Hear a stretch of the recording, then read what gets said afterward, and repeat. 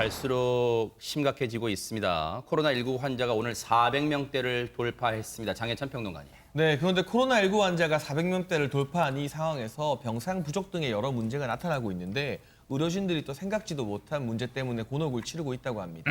바로 지금 코로나19 때문에 의료시설에 격리된 일부 보수 유튜버들의 방송 때문인데요. 이분들은 격리 상태에서 치료를 받는 와중에도 1인 방송을 진행하면서 심지어는 뭐 음식 광고까지도 한다고 해요. 그래요? 이런 부분이 같이 격리되어 있고 치료를 받는 분들에게 피해를 줄 수도 있고 또 의료진이 가뜩이나 지금 업무가 과중된 상태인데 의료진의 피해를 더 누적시킬 수 있는, 피로를 누적시킬 수 있는 상황임에도 불구하고 딱히 제재할 수 있는 방법이 없다 보니 참 많이들 현장에서 곤혹스러워하고 있습니다. 아하. 대체 우리가 상식적으로 이해는 잘 안 되잖아요. 그런데 대체 병상에서, 치료 병상에서 어떤 방송을 하고 있는지 직접 영상으로 만나보신 다음에 이어가 보도록 하겠습니다. 제가 오전에 먹었던 도시락 비교해 봅시다. 에? 중국인 애들한테 준 도시락은 저거고 오늘 오전에 줬던 신해식 도시락은 이거예요. 에? 아침에 먹은 아침 도시락인데 쉬진 않았네. 이거 보세요. 뭐 들어갔어 이거? 당근 단무지뿐이 없어. 당근 단무지 뭐 파란 거는 뭐 고추 요게 다야. 네, 오늘은 또 먹방이 시작됩니다. 또 시작부터 먹방을 하는데 탕이 왔습니다, 여러분들. 어떤 탕? 새우탕이 왔습니다. 아유, 새우탕이 새우탕이 좀 괜찮네 이게. 오랜만에 먹으니까. 손정희 변호사님, 이거 시청자분들이 어떻게 받아들이실까요?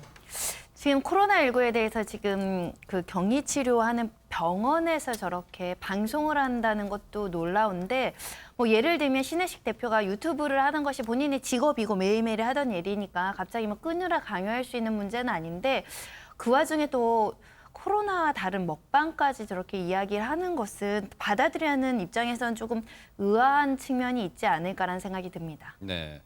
근데 이제 저 병실이요, 박기수 교수님, 1인 병실은 아닐 거 아니에요.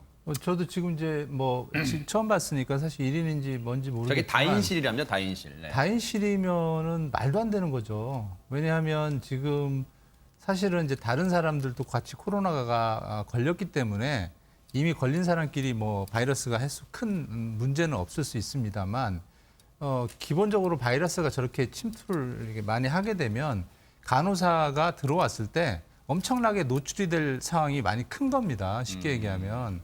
그 점도 가장 걱정이 되고요. 사실은 왜 저걸 저렇게 놔두는지. 왜냐하면 지금 국민의 세금으로 저분들을 치료를 하는 거거든요. 네. 하루 통상 그 환자가 한 명 생길 때마다 현재 보면 468만 원 정도가 들어갑니다. 적게 들어간 그래요? 사람은. 네, 많게 들어간 사람은 1,000만 원이 넘고요. 위중 환자 같은 경우엔. 근데 저렇게 마이크를 갖다 놓고 저거를 한다? 저는 정말 어처구니가 없네요. 네. 예. 지금 치료를 위한 병원에서 개인의 홍보 방송까지 하는 건 너무하는 거 아니냐, 이런 이제 지적들이 쇄도하니까 여기에 대해서 신혜식 대표가 또 이런 얘기를 했다는데 마저 들어보시고 이어가 보도록 하겠습니다. 여러분들 여기 들어와서 제가 광고를 하든 말든 뭔 상관이에요? 제가 죄인으로 들어온 거예요 여기에? 죄진 거예요? 여기 들어오면 아무것도 못하는 거예요? 네? 난 이해를 할 수가 없네. 여기는 자발적으로 들어와서 제가 격리가 당한 거지 내가 죄인으로 들어온 게 아니에요, 여러분들. 지금 문재인 정권 여기 집어넣고 죄인처럼 대우하니까 제가 문시비치라고 하는 거예요. 김복준 의원님, 네. 뭐 어떻게 보셨어요? 그러니까 내가 광고를 하든 말든 무슨 상관이냐. 나 죄인으로 들어온 것도 아니고 자발적으로 들어와서 지금 수용됐다는 식으로 문슈비치라고 얘기하네요. 근데 몇 가지 얘기하겠습니다. 적어도 있잖아요. 방송을 하는 거, 방송에 따른 그또 부수행이겠죠. 광고는 때와 장소가 있는 겁니다. 한번 생각해 보세요. 조금 전에 저 교수님도 말씀하셨지만 저기 다인실 아닙니까? 다른 환자의 입장도 고려해야 되는 거 아니에요? 다인실에 있으면 그 부분 좀 한번 좀 생각해 보고 싶고요. 그다음에 요즘에 그 의료진들 얼마나 힘듭니까? 지금 솔직히 말씀드려서요. 어느 누구도 못 믿습니다. 대한민국 국민들 의료진만 믿고 살아요, 요즘에. 그 의료진들 괴롭게 하고 힘들게 해가지고 과연 우리 국민들한테 돌아오는 덕이 뭐가 있습니까? 그 앞장서서 이렇게 불편하게 해야 되겠습니까? 네. 그리고 저 한마디만 꼭 말씀드릴게요. 저런 영상 보여주지 마십시오. 저런 영상 나오면요. 이거 확진돼가지고 병원 가서도 저렇게 먹을 거 다 먹고 할 얘기 다 하면서 별거 아니구나 하는 인식 저 국민들이 가질 수도 있겠어요. 사례를 통해서 여기다 우리가 보여주려고 나오는 거 모르지만 저런 거마저도 저는 보여주지 말아야 된다고 생각합니다. 네. 그런데 여기서 끝나는 게 아니라요. 안진용 기자님, 신혜식 대표가 병원비에 대해서도 뭔가 언급했다는데 무슨 내용입니까? 네, 병실의 하루 비용이 22만 원이라고 하는데 22만 원에 걸맞는 본인의 치료를 받아야 되는데 내가 느끼기에는 5만 원 정도밖에 안 되는 것 같다라고 주장을 했거든요. 이게 참 무엇보다도 격려를 받아야 될 의료진이 들으면 정말 맥 빠질 만한 얘기입니다. 네. 이런 몇몇 환자들 때문에 당장 글쎄요. 뒷목 잡고 혈압 오르는 거 아마 의료진들 아닐까 이런 생각을 해봅니다. 그래서 이런 얘기까지 우리들한테 들려주고 있는데요. 한번 들어보시고 이어가 보도록 하겠습니다.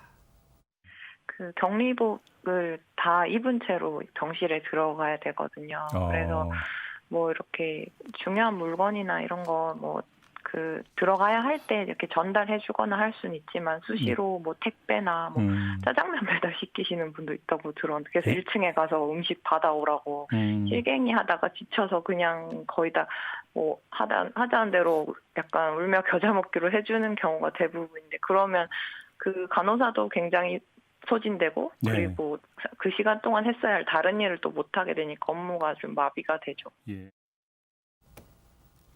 그야말로 김복준 의원님 장탄식이 나옵니다. 개인 비서 그냥 수발까지 들어줘야 되는 거예요 지금. 그거에 대해서 한 간호사분이 얘기했어요. 있는 그대로 제가 좀 읽어드릴게요. 당신이 택배 하나, 외부 음식 주문 하나 받을 때마다 그거 넣어주려고 담당 간호사는 한여름에 숨막히는 격리복을 입어야 한다. 코로나 확진돼서 입원한 건데 지금 무슨 호텔에 룸서비스 시키는 줄 아느냐. 이렇게 얘기했거든요. 네. 좀 생각해 볼 필요 있겠고요. 네. 타인에 대한 아주 작은 배려 그거마저도 없는 사람들이 대의 운운하는 건 안 맞지요. 이렇게 되면은 이런 일이 잦다 보면 박기수 교수님 네. 코로나 국면에서 의료 공백도 우려가 됩니다. 그렇습니다. 우선 본인은 뭐 짜장면 한번 먹고 싶을 수 있지만 저 간호사가 일단 들어가게 되면 의료 격리복이 보호복이 한번 이제 낭비가 돼야 되고요. 쉽게 그러네요. 얘기하면 그리고 저 옷을 입고 벗으려면 뭐 저도 입어봤지만 입는 데는 빨리 입을 수 있어요. 바이러스가 안 묻었기 때문에. 근데 오염원에 노출이 된 다음에는 그 옷을 벗을 때는 하나 벗다가 너무나 땀이 많이 납니다. 그래요? 예, 벗는 게 너무 왜냐하면 오염원에 노출이 됐다고 실제로 저렇게 방송하는 사람 앞에서 얼마나 침이 많이 튀겼겠습니까? 수발을 드니까. 그래서 이걸 거꾸로 다 하나하나씩 거꾸로 벗어야 돼요. 신발까지. 그렇다 보면 적어도 30분 이상이 걸리고요. 뭐 거의 뭐 땀이 비 오듯 합니다. 이런 네. 점에서. 그래서 의료 자원의 낭비, 저분 그 간호사님의 그 스트레스 이런 것까지 하면 정말 해서는 네. 안 될 그런 행위 같습니다. 코로나19 확진 판정을 받고 지금 병상 치료 중인 주옥순 엄마부대 대표도 방송을 이어가고 있는 사람 중에 한 사람입니다. 관련 내용 들어보시고 이어가 보도록 하겠습니다. 그 병원에 와가지고 밤에 약을 먹고 잤더니 아침에 일어나니까 기침 한 번도 하지 않고 잘 낫고 있어요. 조금 더 염려를 하지 마시고요.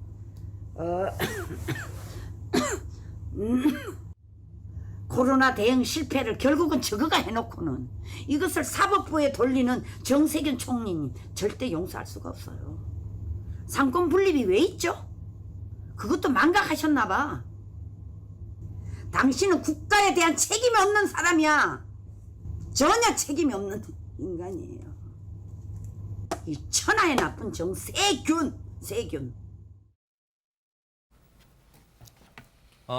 장혜찬 평론가님, 주옥순 엄마부대 대표도 연일 방송을 이어가고 있죠. 오늘 뭐 방송을 한 것 같더라고요. 근데 제가 걱정되는 것은 저것이 만약 다인실이라면 저렇게 큰 목소리, 격앙된 목소리로 방송을 할 때 다른 사람들, 저 병실 안에 있는 다른 사람들은 휴식을 취해야 되는데 그 부분에 있어서 방해가 되지 않을까 하는 걱정이 우선 1차적으로 먼저 들고요.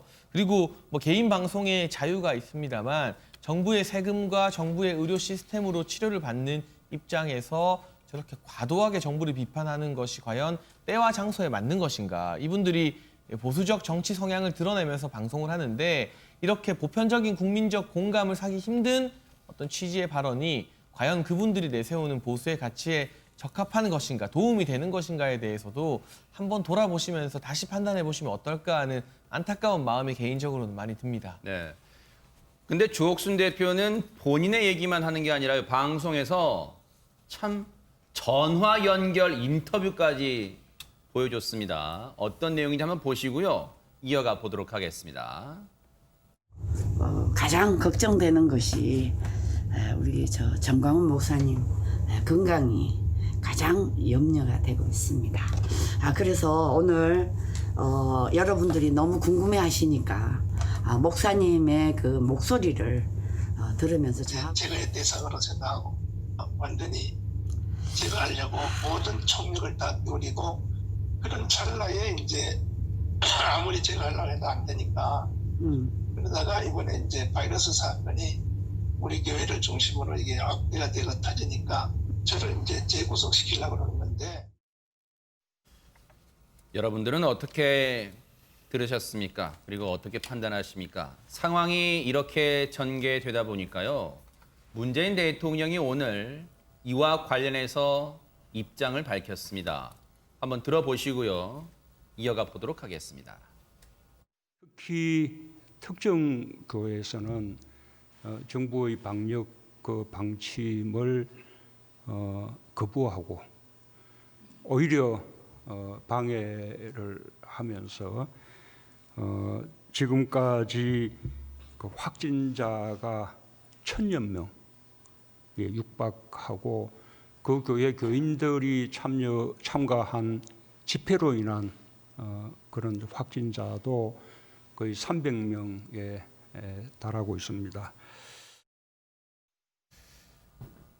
장해찬 평론가님, 일단은 문재인 대통령도 없는 얘기를 지금 퍼뜨리고 있다 이런 뉘앙스의 또 발언을 했습니다. 네, 사실 대통령이 청와대 발언에서 이 특정 교회 콕 집어서 지목한 것이 과연 적절하냐에 대한 논란은 따를 수 있겠습니다만 오죽 답답하면 저런 말씀까지 하셨겠는가 하는 생각도 드는 게 사실입니다. 물론 코로나19가 2차 대유행 조짐을 보이는 모든 원인이 문재인 대통령이 언급한 이 사랑제일교회라던가 광화문 집회 탓이라고 우리가 지금 예단할 수는 없는 부분입니다만 기폭제 역할을 한 것은 분명한 사실로 보여지거든요. 그리고 더 큰 문제는 문재인 대통령 지적처럼 이 코로나19가 다시 확산되고 난 이후에 이 집회 관련자나 교인들 일부가 방역 당국에게 동의를 하지 않고 잠적을 하거나 역학조사를 안 받고 조사를 받지 않고 다른 지방으로 도피하는 그런 행태가 보여졌기 때문에 네. 그 부분에 있어서 국가 방역 시스템의 손실이 너무나 크다. 그런 부분을 좀 지적한 것 같아서요. 네. 여기에 대해서는 해당 교회나 또는 교계에서 적극적으로 나서서 최소한 방역 지침에는 잘 순응하자. 이런 메시지를 내보내는 게 마땅하지 않나 하는 생각이 듭니다. 그러니까요. 자, 주옥순 대표가요. 합동 방송을 한 사람이 전광훈 목사 말고도 한 명 더 있었죠. 안진용 기자님. 네, 차명진 전 의원입니다. 24일은 정광훈 목사와 연결을 했었고 25일은 차 전 의원과 연결을 했는데 두 사람은 같은 병원에 있어요. 그래서 근황을 듣겠다면서 전화 연결을 했던 거거든요. 주 대표는 이날 방송에서 보면은요. 연신 기침을 하며 전화 연결을 한 차 전 의원에게 여기 병원은 시설도 좋고 의사 선생님도 되게 친절하다. 얼른 나아라라고 얘기를 했는데 네. 이때 이 연신 기침하는 게 신경 쓰였던 게 저뿐만은 아니었을 것 같습니다. 그러네요. 뭐 백문이 불여일 의견입니다. 두 사람의 방송 직접 한번 들어보시고 이어가 보도록 하겠습니다. 차의원. 네네네. 어떻게 이쪽에 왔어요? 네 맞습니다. 또 여기가 병원의 시설도 좋고 의사 선생님도 되게 친절하게 잘 해주시더라고. 위험한 줄 모르고 광화문에 나가서 문재인 타고를 외쳤는데 네. 이게 목숨과 그 문재인이 진짜 타도를 갔다가 진짜 목숨이 간당간당하게 생겨서 우리 주님 말씀대로 일단 제가 살고 가야 되겠습니다. 근데 저희 남편은 아무 정상이 없어. 저렇게 사람을 가둬놓으니까 아주 막 미칠라 그러네. 참 고난 중에 환난 중에 그래도 거기 또 형님하고 같이 있으니 얼마나 좋아. 맞아. 맞아. 나 오늘 마누라 보고 싶어 죽겠어. 마누라 보고 싶어 죽겠어? 아니 가족이 걱정된다면 저런 방송에 쏟을 여력을 좀 아껴서 얼른 퇴원을 위해서 좀 치료에 집중하는 게 어떻습니까, 안진영 기자님? 네, 계속 이제 집회에 대한 본인들의 정당성을 얘기하는 와중에 또 가족들은 보고 싶다고 얘기하는데 이거 자체가 좀 이율배반적인 모습인 것 같아요. 본인들이 그런 안전을 깨우고 가족들까지 생각을 했으면은 좀 더 가족들을 위해서 본인의 건강을 챙기는 것도 필요했을 것 같은데 이 방송을 보면서 저 기침 소리를 들으면서 오히려 대중들의 불안감이 가중될 것 같다는 그런 우려가 듭니다. 아내가 보고 싶다. 아파 보니까 늙을수록 부부가 함께 있어야 한다. 글쎄요. 이걸 이제야 깨달았다는 얘기인가요? 코로나19에 걸려보니까. 그런데 손정희 변호사님. 이렇게 의료진이 보거나 의료진한테나 더더욱 시청자분들도 불편해하는 이 방송을 글쎄요. 법적까지는 아니더라도 뭔가 좀 제재할 방법은 없습니까? 일단 병원 관계자들도 이게 이제 치료나 이런 간호사들 활동에 방해가 될 수 있기 때문에 법률적인 검토를 했지만 현행법상 이것을 금지할 수 있는 별다른 근거가 없다라고 이제 그래요? 회신을 받았기 때문에 이 부분 자체를 금지하기는 어렵다. 다만 뭐 의료진들을 동의 없이 촬영하거나 이런 문제의 소지는 있을 수 있어 보이고요. 제가 봐도 이제 개인적인 활동으로 인터넷 방송을 하는 것까지는 막을 수 없는데 최근에 이제 방통위에서 허위 정보, 가짜 뉴스나 이런 것들을 유포하는 경우에는 형사처벌, 고발하고 이거 올리지 못하도록 제재를 한다라고 했기 때문에 허위 사실이나 가짜 뉴스를 유포하는 것들은 제재할 수 있지만 저렇게 이제 먹방하거나 이런 것까지는 관여하기 어려운 게 실정입니다. 저렇게 치료비가 1인당 뭐 460만 원 넘고 하루 병실비가 앞서 내용 나온 것도 22만 원 또. 그런데 김복준 의원님, 예, 그러면 예. 저렇게 치료받고 나서 나중에 퇴원하면 이 국가한테 돈을 내세요라고 이 개인한테 청구하는 겁니까? 그렇지 않습니다. 이게 뭐 이 감염병 예방법에 의거해서 저렇게 입원한 사람들은 국가에서 치료를 해주도록 그 법 자체가 돼 있기 때문에 우리 세금으로 치료하는 거예요? 네, 명백히 우리들이 낸 세금으로 저분들 치료를 받고 있는 건 맞고요. 다만 이제 저렇게 입원한 이후에 무리를 빚는 저런 환자들 같은 경우에 의료비 지원을 안 할 수 있는 방법이 혹시 있는지 여부를 좀 찾는다고 뭐 정부 관계자가 얘기하는데 네. 제가 볼 때는 그런 규정은 찾기 어려울 것 같습니다. 네. 사실 근데 이런 행동을요, 그냥 여러분께 무슨 전혀 결코 저희가 웃어 넘기자고 보여드리는 게 아니에요. 왜냐하면 정말 지금 상황이 심각한 지경입니다. 장해찬 평론가님. 네, 오늘부로 코로나19 국내 신규 확진자가 441명으로 나오게 됐고요. 이게 지난 신천지 사태 이후에 400명을 넘긴 것이 처음이라고 합니다. 그래요? 그리고 특히 수도권에서만 313명의 환자들이 나왔는데 서울에 154명, 경기에 100명, 인천에 59명 등입니다. 인구가 밀집한 수도권에서 확진자 대다수가 나오면서 대규모 집단 감염이 계속해서 퍼지는 것 아니냐는 우려가 커지는데 이렇게 방송을 하시는 분들이 이 코로나19로 격리가 됐음에도 불구하고 저렇게 방송을 하는 것이 뭐가 문제냐. 그럼 보시는 분들 입장에서 코로나19 걸려도 별거 아니구나라는 잘못된 판단을 할 수 있고 그로 인해서 마스크 착용이나 뭐 손 세정 등의 개인 방역 지침을 잘 안 따르게 된다면 이게 또 어디서 집단 감염의 불씨로 퍼질지 모르는 것이거든요. 그래서 본인들은 설령 코로나19 격리돼서 치료받는 과정에서 증상이 조금 약하거나 덜하더라도 국민적 차원의 경각심을 고취시키기 위해서라도 방송을 안 하시거나 아니면 방역 지침을 철저히 지키라는 내용의 방송을 하셔야 되는 게 아닌가. 그러니까요. 이게 마치 걸려봤자 증상도 없고 별일 아니다. 나라에서 좋은 의료시설에서 잘 치료해 주니까 괜찮다는 취지로 방송을 하는 것은 전반적인 이 심각한 문제 상황에 미추어 봤을 때 참 안 좋은 영향을 끼치지 않을까 우려가 적잖이 됩니다. 네. 이런 상황에서요, 한 전문가가 우리한테 상당한 경각심을 일으키게 하는 발언을 했습니다. 한번 들어보시고 이어가 보도록 하겠습니다.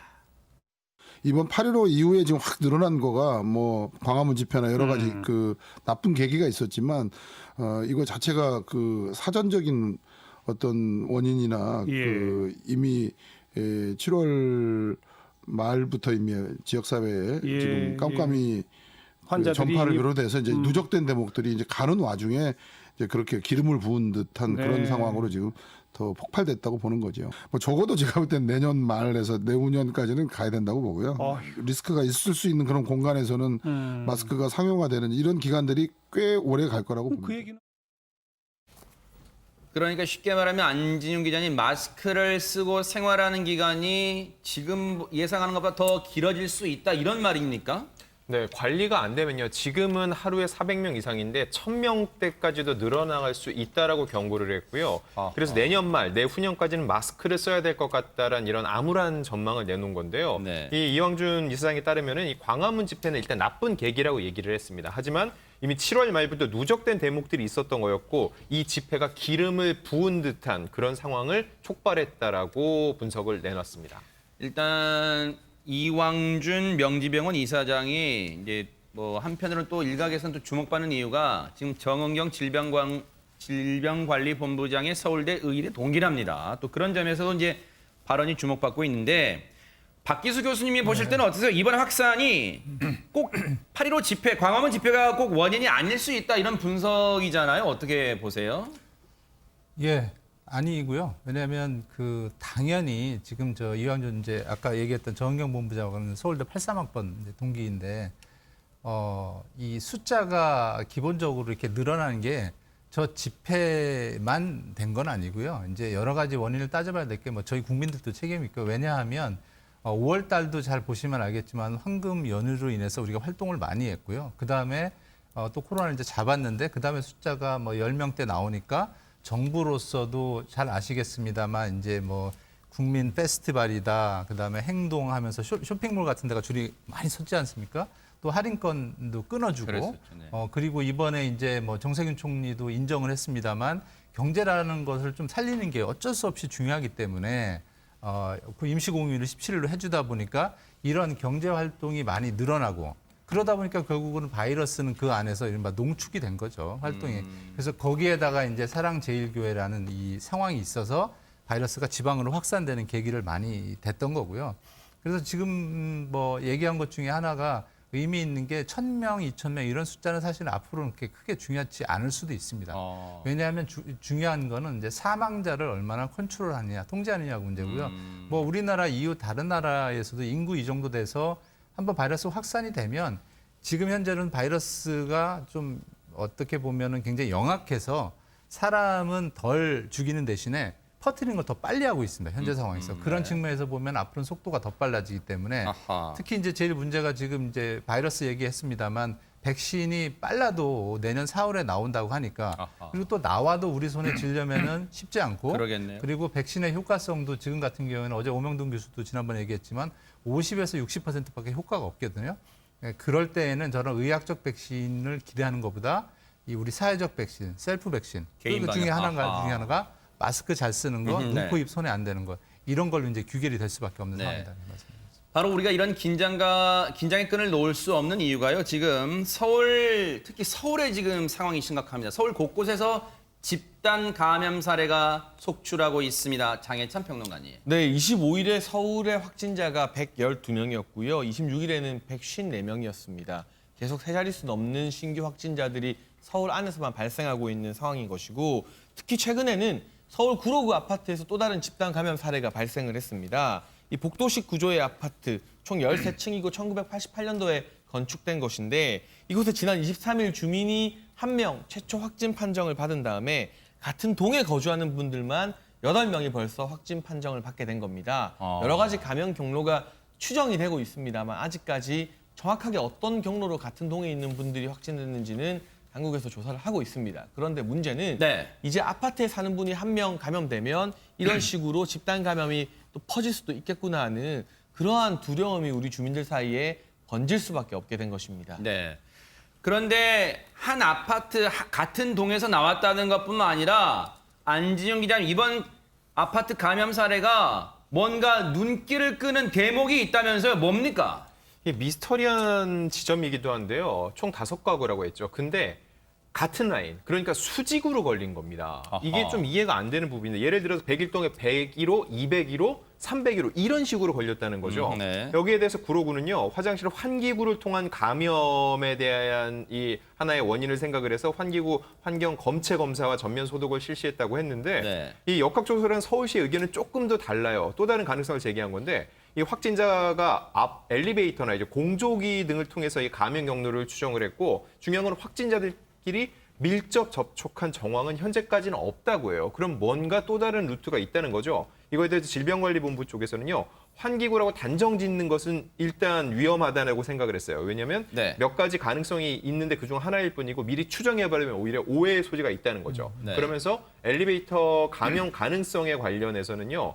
이 확진자가 엘리베이터 타고 만진 데를 또 다른 사람이 또 만져서 감염할 수 있을 이런 가능성까지 얘기를 했는데 이게 환기구라고 하면 정말 공포스러워지는 게 집에서 나오지 마세요. 집에 머물라고 얘기를 하고 있는데 집에 있음에도 불구하고 수직으로 어떤 또 다른 루트를 통해서 이게 확산될 수 있다라는 공포심을 불러일으키기 때문에 더욱더 미스터리한 상황입니다.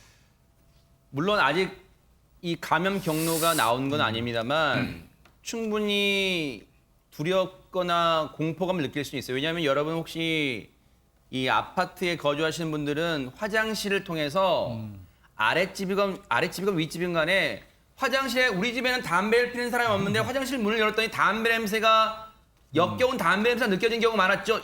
종종 있으시죠. 바로 그게 화장실 환기구를 통해서 들어오는 겁니다. 그런데 이번 사례는 어떻게 물론 지금 조심스러운 단계입니다. 박기수 교수님 어떤 가능성을 우리가 생각해 볼 수 있을까요? 뭐 여러 가지인데요. 지금 물론 층수가 달라서 다르게 걸렸기 때문에 아주 이례적이지만 저분들이 무증상 감염을 해서 다른 데서 우연하게 이렇게 할 수도 있고 첫 번째 요인이고 두 번째로는 지금 앵커님 말씀하셨지만 2003년 홍콩에서 사스가 있었을 때 그 각 층에서 저렇게 똑같은 현상이 벌어졌는데 당시 역학조사를 했을 때는 환기구를 타고 사스 바이러스가 올라온 겁니다. 그래요? 예, 그런 사례가 있습니다. 물론 지금 저게 그렇다는 건 아니고요. 다만 가능성을 아직 열어두기가 어려운 게 메르스대로 그렇지만 저거는 이제 역학조사를 해서 예를 들면 실제로 연기를 밑에 집어넣어 봐서 그 연기가 환풍구를 타고 위로 올라오는데 실험을 하게 됩니다. 메르스에서도. 그리고 이제 다만 지금 메르스 같은 경우에는 대부분이 비말로 제가 지금 이렇게 얘기하면서도 앞으로 떨어지는 이 비말인데 저 집 안에 누군가가 굉장히 오랫동안 바이러스를 농축해서 기침을 하면서 배출을 하면 그게 이렇게 이른바 뜨는 현상이 발생을 합니다. 에어로졸 형태로? 그걸 이제 우리가 에어로졸 네. 현상이라고 하는데 그게 농축이 되면 환풍구처럼 아까 담배 연기가 올라가듯이 그럴 가능성은 있는데 지금 말씀하셨지 이럴 가능성 그다음에 공교롭게 다른 매개체를 통할 그 방법이 있기 때문에 아직까지 하나라고 얘기하기는 조금 어려울 것 같습니다. 그런데요. 한 곳이 뚫리면 그 한 사람을 매개체로 해서 전염이 되는 게 바이러스의 무서운 점이잖아요. 김복준 의원님, 구로구 이 해당 아파트 확진자가 근무하는 업체도 뚫렸다면서요, 지금? 네, 그렇습니다. 지금 26일 날 금천구에 있는 그 육류 고기 예, 그 이제 가공 제조업체에서 20명이 확진 판정을 받았어요. 네. 그런데 이제 그 확진 판정을 받은 분 중에 한 분이 네. 예, 앞서 그 말씀하셨던 구로구 아파트 그 집단 감염 첫 확진자의 남편입니다. 그러니까 그 남편이 아마 이 회사에 근무를 하면서 네. 이제 아마 이게 그 전체 번져가는 것 같은데 네. 뭐 근무하면서 마스크 썼는지 여부 그다음에 이제 뭐 같이 접촉한 사람이 몇 명인지 이런 것 등등은 지금 자세히 조사하고 있는 것 같습니다. 네. 회사 내 식당에서 함께 식사를 한 걸로 알려지고 있어요. 이 작업을 같이 하면서 마스크를 썼는지 여부는 아직 확인 중에 있습니다. 이건 단정할 수는 없는 상태인데 식사는 구내식당에서 같이 한 것으로 전해지고 있습니다. 그러면 시청자분들, 시민분들의 걱정은 여기까지 또 튈 것 같아요. 박기수 교수님. 네. 그러면 저 육류 가공업체에서 만든 식품은 먹어도 됩니까?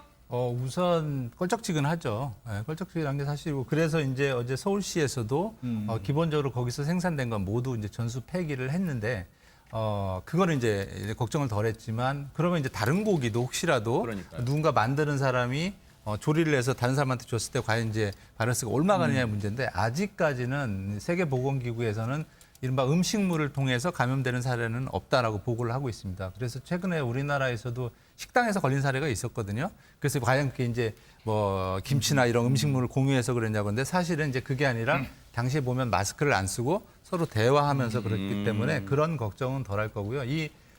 대부분의 최근에서 많이 지식을 쌓았지만 아직도 이 코로나 바이러스가 이른바 이제 음식물, 노로바이러스나 콜레라 바이러스처럼 음식물을 통해서 먹고 전파가 되는 것처럼 알려져 있는데 현재로서는 기침이나 호흡기 통해서 눈, 코, 입 점막으로 바이러스가 들어가는 거다. 네. 그래서 음식물하고는 아직 관계가 없다. 이렇게 말씀드리겠습니다. 그런데 우리는 지금까지 코로나19에 감염되는 사례가 조금 전에 아파트나 이 콜센터 같은 대형 건물을 통해서만 감염되는 줄 알고 있었지만요. 손정혜 변호사님, 이제 골목까지 침투한 것 같습니다.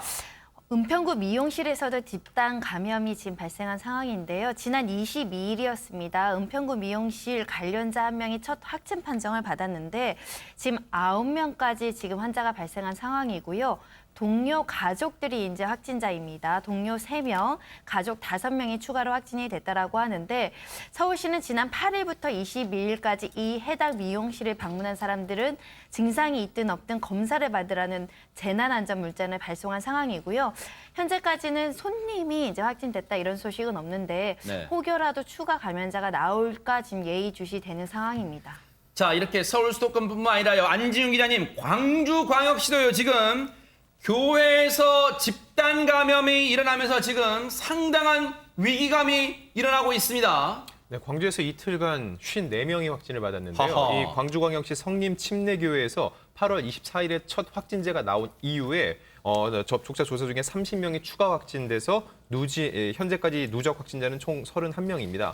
근데 이 최초 확진자가 또 광화문 집회랑 연관이 있습니다. 이 교회 교인이 60대 여성이 광화문 집회 다녀온 후에 이 발현을 했고 24일 날 확진 판정을 받은 겁니다. 근데 저 확진자가 김복준 의원님 광화문 집회에 다녀온 줄 교회 측은 몰랐을까요? 그러면 어떻습니까? 일단 이 여성이 그걸 속인 것 같습니다. 그 15일 날 다녀오고 난 다음에 이제 24일 날 발현이 됐는데 네. 그 이전에 16일하고 19일 총 3차례에 걸쳐서 그 교회에 가서 예배를 본 모양이에요. 근데 이제 그런 사실을 숨겼고 네. 더 나아가서는 이제 이분이 화순 쪽에 거주하는 분인 것 같은데 네. 화순에 있는 그 병원과 약국 전통시장을 또 잇따라 방문을 했다는 거예요. 네. 본인은 끝까지 참석한 거, 집회 참석한 거를 숨기고자 했는데 주변 사람들이 그 예배에 참석했던 사실을 뒤늦게 알게 돼가지고 신고하는 바람에 이제 한 700여 명이 지금 검사를 받고 있는. 세상에요. 이번 사태로요. 광주광역시가 이런 결단을 내렸다고 합니다. 한번 들어보시고 이어가 보도록 하겠습니다. 광화문 집회 관련 확진자는 8월 26일까지 총 42명 발생하였습니다. 오늘 현재 광화문 집회 참가자 222명의 명단을 확보하고 있으나 이 중 29명이 연락 두절된 상태이어서 경찰 협조를 받아 계속 추적 조사를 이어가고 있습니다. 또한 무증상 확진자가 절반 이상이고 감염원을 알 수 없는 깜깜이 확진자가 계속 급증하고 있어 지역사회 감염 확산의 우려가 더욱 커지고 있습니다. 사회적 거리두기 2단계를 유지하면서 사실상 3단계에 준하는 집합금지 확대 등의 조치를 취하였습니다. 광주시가 절박합니다. 지금 3단계에 준하는 확대 조치를 취하지 않으면 이걸 걷잡을 수 없는 걸 잡을 수 없다고 판단한 것 같아요. 이런 가운데 자기 자신만 생각하는 이기적 행동이 또 눈총을 받고 있습니다. 장혜찬 평론가님. 네, 춘천시 보건당국에 의하면 춘천에 거주하는 60대 남성 같은 경우에는 감기 증상과 비슷한 이 발열 증상, 호흡기 증상이 있었을 때 내과에 방문해서 감기 처방만 받았다고 해요. 그런데 요즘 같은 시국에는 사실 이런 발열 증상이 있게 되면 코로나19를 당연히 의심해봐야 되는 건 아니겠습니까? 그런데 이분이 내과 진료를 받은 뒤에 사우나를 방문했습니다. 아하. 만약 이게 코로나19 나면 당연히 전파력이 굉장히 강해질 수밖에 없다는 걸 좀 자각을 하셨어야 되는데 네. 사우나를 갔다 오고 나서 확진 판정을 받았고요. 그러면 그 사우나 가셨던 분들이나 업주 같은 경우는 다 문 닫고 검사받아야 되는 상황이거든요. 그리고 이 60대 남성과 같이 사는 딸 부부 같은 경우도 아버지의 검사 결과가 나오기 전에 장례식장을 방문했다가 아유, 이틀 뒤에 진짜. 확진 판정이 나왔는데요. 네. 사실 상식적으로 아버지가 코로나19 검사를 받고 결과를 기다리고 있으면 어떤 결과가 나올지 모르니까 밀접촉 추차인 가족들도 외부 활동을 삼가는 게 그렇죠. 맞는 것인데 네. 장례식장을 방문해서 거기에 어떤 상주 가족들이나 문상객들 같은 경우도 다 이제는 아마 검사를 받을 수밖에 없게 됐습니다. 좀 본인들의 부주의함으로 인해서 많은 사람들이 또 피해를 입게 됐다는 점, 이런 부분들 재발하지 않도록 이 방송을 통해서도 당부를 드리고 그러니까요. 싶습니다. 코로나19는 이 순간에도 우리의 방심을 먹고 자랄 틈만 노리고 있다는 점에서 너무 오싹합니다.